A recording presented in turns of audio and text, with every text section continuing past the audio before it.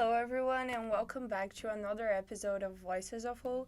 Today, we're here with our special guest, Blake, and he's going to talk a little bit more about Project NANDA. So, Blake, do you want to start introducing the idea of what's NANDA? Sure. So Nanda is supposed to be a open kind of think about it as a web for a bunch of agents to exist. So they go out on this web, they can discover each other, they can talk to each other, communicate, transact money or whatever it may be, and add value and trying to keep that open and free, opposed to living in a world where somebody's taking a percentage on everything that happens there. So I don't know if that Yeah, I kind think of that makes sense, but about what does really NANDA do? Explain, for dummies, what would that be? okay. So trying to break it down very kind of to that one layer. Nanda is basically the code that enables that. Okay. So instead of think about the App Store. Nanda's almost like an app store, but instead of it being run by Apple, it's free and open for anyone to use and use for free. Okay, and for example, a student like me, Yeah. what would I use Nanda for? Right. So if you have your own agent, so an agent is basically, I mean, we're all familiar with AI these days. An agent is a AI that can do things autonomously. So if you had your own agent and you registered it on Nanda, it's now able to interact with other agents everywhere else, where it can kind of trust in a safe environment, right? That it can trust, communicate, pay, etc. So you'd use it if you want to expose your agent to the world and let other people use it and add value with it. A couple weeks ago, we had an event in which some guys from MIT Media Lab came to create one of these agents specifically from Hult. What did you guys grab from that? How was the experience? Yeah. No, it was really wonderful to have them get to interact with a bunch of the students, and they're working on a pretty cool initiative for us here at Holt. Currently, we all love My Holt. We use it every day. And so, kind of the idea of this event was to create an agent that is able to do everything you do on My Holt and more, everything you do on Canvas, right? So, basically, one of the big takeaways for me was, you know, the student body does see a world where maybe someday we are exploring our course catalog or asking, kind of for a degree audit. I'm not trying to take any coaches' jobs here, they're still needed. But I think it would be an interesting way for students to be able to interact with the school. And I think it was really interesting to see what students thought that world might look like for them. Mm-hmm. That was kind of the basics of what we Yeah. did. I know that this was our first event. Yeah. If you guys don't know, I'm part of Nanda as well. That's why Yeah. this episode is happening right now. And we have a really nice event coming up on April 16th. Do you want to develop a little bit on that? Yeah, totally. So I'm really excited about the April 16th event. We've been working for it for a long time.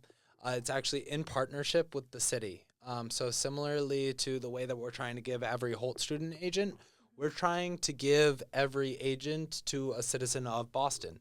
I know we can all be frustrated with the infrastructure here, whether it's potholes or move out day.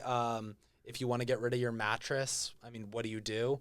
Well, the city has tons of services, and they're building infrastructure around it, and they're giving us basically here at Holt, we will have the very first access to what is the third ever server like this, to allow people to build agents that can help the city.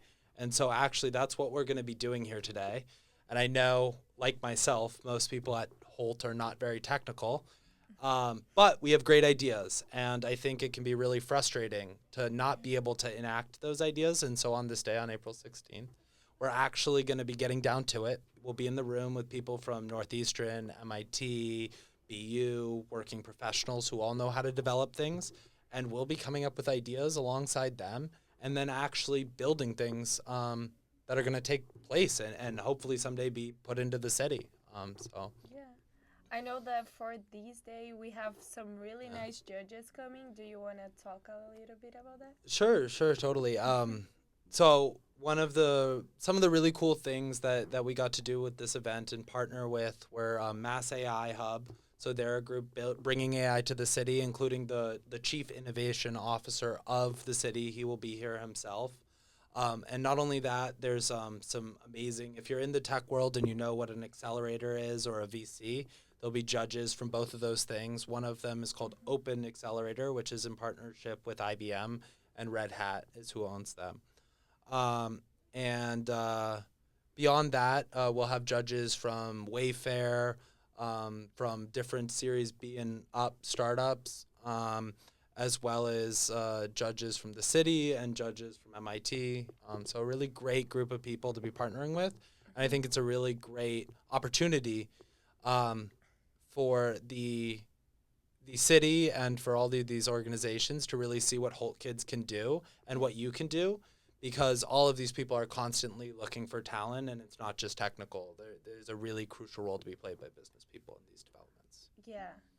I think for our last question, why do you think it's important for people to go to this event, and what will they take out from it? Yeah, I mean, I think there's two things that I want to kind of hammer in on there. I think the first is the world's changing. We all know it's coming. Mm-hmm. This is going to give you a look at what that change might look like. And being prepared for that and being able to talk about that, I think, is a really important skill that's, I think, every hiring manager is going to look for. Do you know how to implement AI into a business? Here's an example that you can tell them you did it in. And the second thing is to showcase yourself and showcase Holt. I mean, I think like she said, there's an amazing panel of judges, an amazing panel of partners, and they're going to be watching you work and watching what you can do, and a bunch of people in the room connecting with you on your team. So That's really nice. So, talking a little bit more about the event itself, how is the day going to look like? yeah, totally. So I think it's really scary whenever we start talking about building an AI and agents and LLMs and this and that, especially when you're not a coder yourself. I know I've had that level of intimidation. So the event, first off, I want to make it really clear, like, there's no need to be technical. What's going to happen? Everyone's going to come in. There's going to be a short, like, few minutes of speaking. Actually, mostly it's going to be about startup opportunities and about job opportunities. From NANDA's going to speak on this, Mass AI Hub's going to speak on this, and Open Accelerator is going to speak on this. So if you have your own business, they're going to showcase some new initiatives that are in the city that kids can apply to today. So that's going to be the first little while. And then the city is going to overview exactly what this challenge is, and they're going to talk about that for a second. Then we'll split up into team rooms. So when we split up into team rooms, that will be for about 2 hours total. For the first, like, 20 minutes or 30 minutes, you'll be working with your team to come up with what your idea actually is.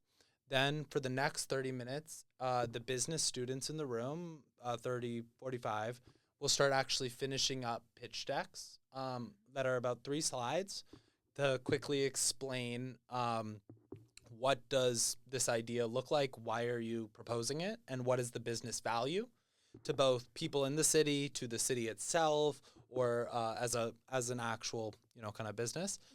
And then those pitch decks will also then, at the same time, the coders will be actually making that a product, an agent that is maybe not ready to go live, but is something that gives a sense of what it does. And this stuff will start going to judges basically as it finishes up, and they'll be taking a look at it and reviewing it. And if the deck that you make is selected, you'll get, I think it's we're looking at about 5 teams that will get a few minutes on stage to present in front of all of the attendees from all over, and those attendees will pitch. And it right now looks like if people who worked with their team, who really clicked, who really did like it, there'll be opportunities even for those teams to take it beyond the hackathon. And the winners will be guaranteed that opportunity to actually present it at future events. One of the main ones being the A16Z Tech Week. If anybody knows what that is, it's a huge tech conference that's coming to Boston.